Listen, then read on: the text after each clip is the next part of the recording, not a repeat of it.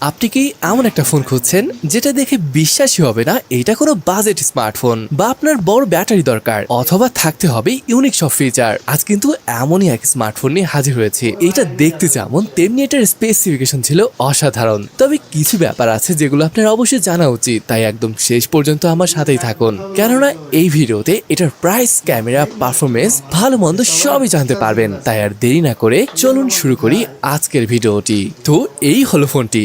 বলেছি না, এটা ডিজাইন সবার থেকে আলাদা। ভার্টিক্যাল বরাবর ক্যামেরা না দিয়ে এভাবে ঘুরিয়ে হরিজন্টাল বরাবর পুরো ক্যামেরা মডেলটিকে বসানো হয়েছে। দেখতে কিন্তু খারাপ লাগছে না, অনেকটা পিক্সেলের মতো ডিজাইন দেওয়ার চেষ্টা, যদিও এটা একদমই আলাদা ডিজাইন। দেখতে কিন্তু ফ্ল্যাগশিপ ফোনের মতনই লাগছে। আমার কাছে তো বেশ ক্লিন এবং মডার্ন মনে হচ্ছে।